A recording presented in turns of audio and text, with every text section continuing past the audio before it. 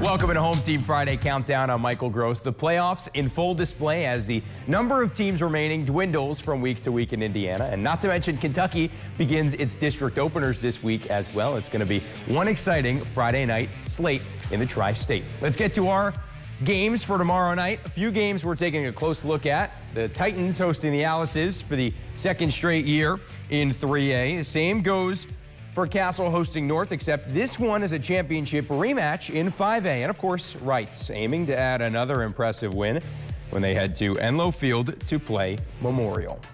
Let's bring in our high school football experts in Colin Davies and the voice of Bossy Field, Zane Clodfelter. Gentlemen, thank you for joining us all year long. We will start with Colin and Wrights. Well, they had a holdover Memorial in the first meeting of the season. Is there any reason to believe it won't be the same in the sectional championship here? Well, for the Panthers, a big reason they're undefeated is their versatility in this squad. When you watch them, they can beat anyone in any facet of the game, whether it's running or throwing the ball or shutting teams down defensively. And that was no different the last time these teams met, as Wrights won 34-0. The Panthers were balanced in that game with 162 yards passing alongside 192 rushing. So while Memorial will have to come up with a game plan, it's not obvious what they need to focus on, and that'll make the team chasing perfection even tougher to stop. Colin, Memorial's goal of winning a third consecutive sectional championship stayed alive after a 17-14 win on the road last week at Jasper. A 14-point second quarter put the Tigers in position, and Pate Barrett's 27-yard field goal in the fourth was enough to lift the Tigers into a rematch with Wrights. In the regular season meeting, Memorial struggled on both sides of the ball against the Panthers, so a quick start offensively on Friday would be a boost for the Tigers, who are hoping to beat Wrights for the second straight time in the postseason. And hopefully for them, it's going to be a good game between the two. Hopefully, Memorial will have a healthy quarterback. Castle and North have a bitter rivalry to the point where Timmy Dixon, a North lineman, even said to me this week, even though Central is the real rival, Castle is the game they circle on the calendar every year. Zane, we'll start with you. What do we make of North through this point of the season? Do they have enough gas left in the tank to get past the Knights? Well, Michael, the North Huskies needed a balanced offensive attack last week in the semifinal and got one in a 28-20 victory over Floyd Central. Sam McKinney averaged 13 yards per completion, and when he wasn't throwing, the Huskies ran for 200 yards, including 2 touchdowns from Caleb Harris. Against the Knights in a Week 1 victory, McKinney again was a force passing, and Kanan Northington rushed for 170 yards. The rushing game should open up opportunities for the passing game, and the Huskies are dangerous with everything clicking.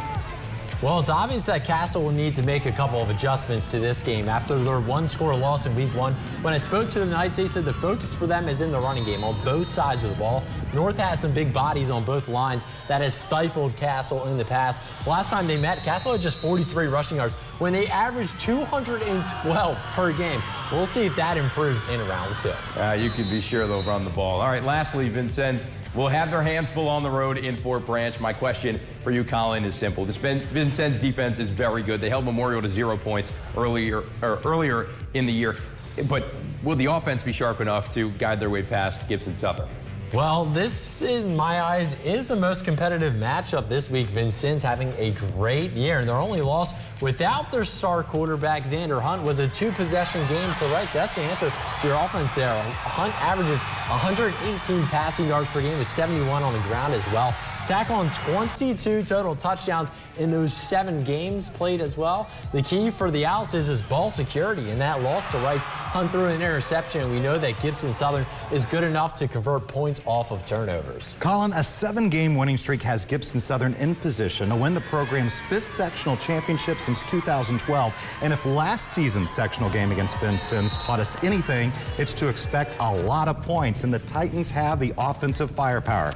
Tanner Boyd was efficient last week against Washington and threw 3 touchdown passes and also had a rushing touchdown. And the Titans defense also stepped up with 2 interceptions. So if they can replicate that, they'll have a great chance to advance. Yeah, Gibson Southern, one of those that might be a state championship favorite. All right, my personal game of the week, Davis County, a team that was 0-4 to begin the season, entered the playoffs at 5-5. Luke Floyd been sensational at quarterback. North Hardin, they are 1-9. They had 4 wins vacated this season because of forfeiting they had an ineligible player in those games line up there. That's why the stats may look all funky. Expect to see a lot of plays in the trenches and maybe in the occasional deep ball down the field. And after the conclusion of those games, tune in tomorrow for another recap of the high school football landscape.